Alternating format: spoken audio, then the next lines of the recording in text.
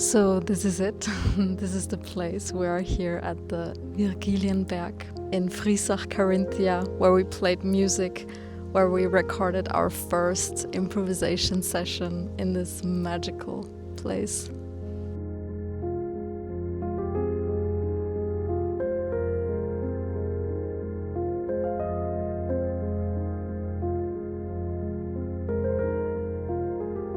These are the ruins of the church of Saint Virgil. It was first mentioned around 1239, 1240, so it is a very, very ancient ruin. This used to be a provostry with one provost and 6 monks living here, spending their time, their work and their prayers in this very place. There was also a library of big significance for that time. And what you can see here behind these walls is the remains of the Gothic church choir that are still standing, even though the church has been destroyed a few times by fires and rebuilt after.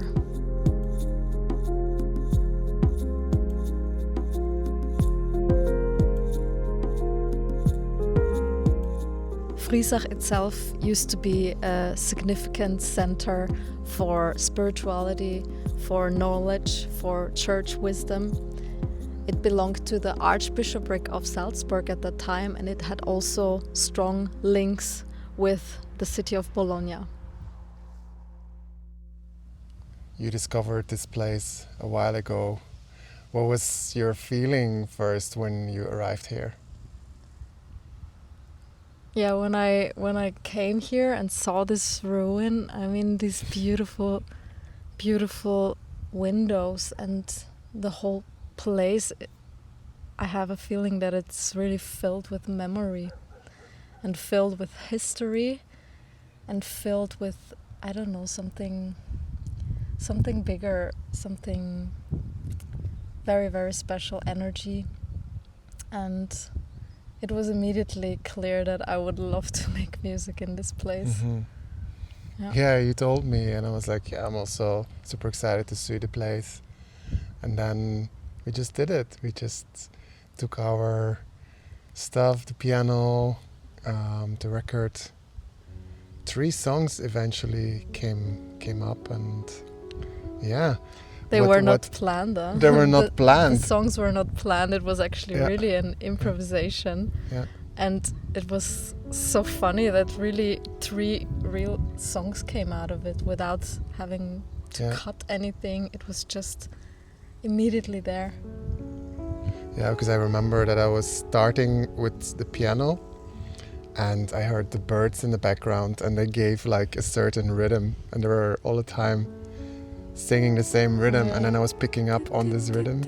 Yeah, I was also singing that as well. It was really, we were both picking up on the nature around us. It was super special, the moment.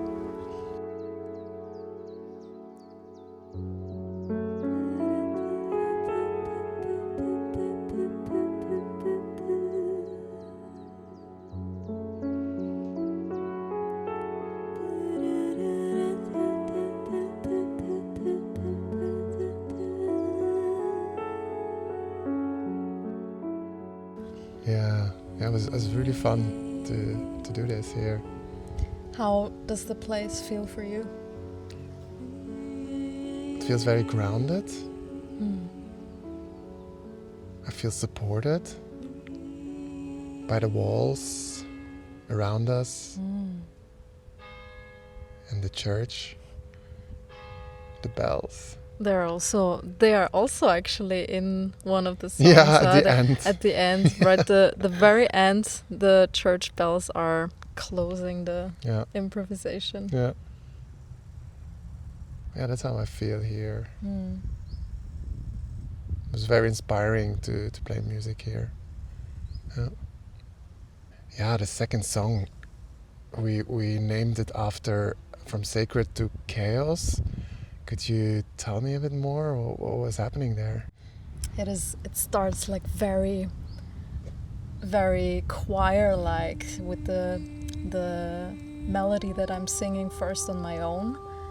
I was really going into a space of holiness or sacredness. And I was just letting the melody flow, and then you picked up with the piano very slowly, very lightly, and then after a while the song completely turned around.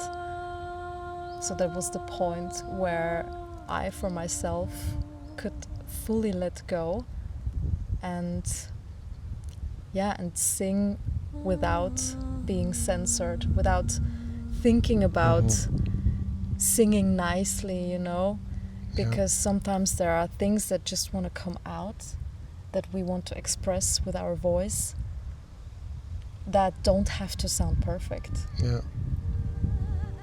that are just raw and pure and emerging in this moment. And I see exactly this part as a reflection of the fires and the destruction.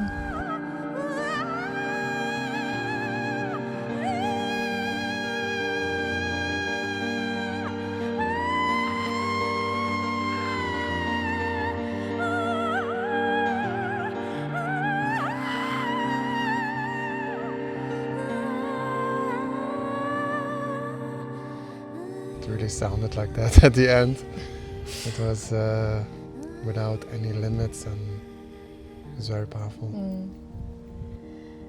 And it was really reflected in that song. That was so special to have afterwards the knowledge and the link of what we picked up in this place, because the place was speaking to us. We created the music in collaboration with this place. So the third song after that, Open Up, we called it after, was really like a revelation of what just happened before in the song. It was like, "Wah!"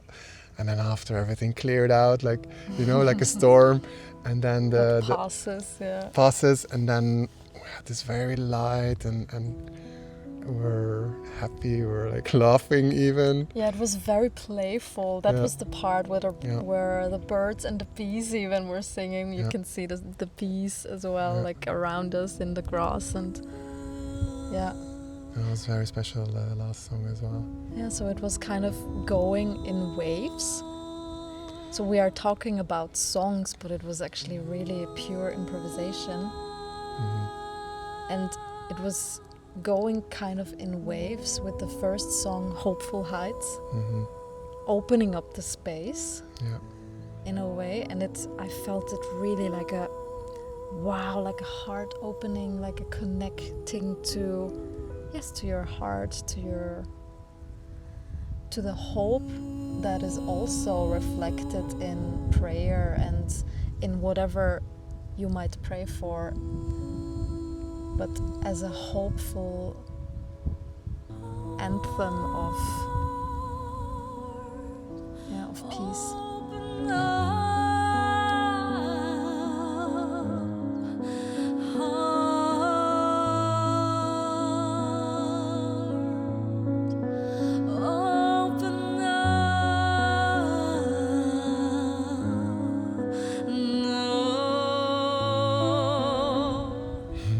And we are actually sitting on the ruins, but also on the graves of these very people that were living and working here. I researched that they were buried here as well, next to the altar. So for me, it's a beautiful reflection also of the waves of life, of all the emotions that we embrace, of the rise and of the fall of the human existence. So I find it so inspiring that they were living, working, and then dying in this one place. These seven churchmen.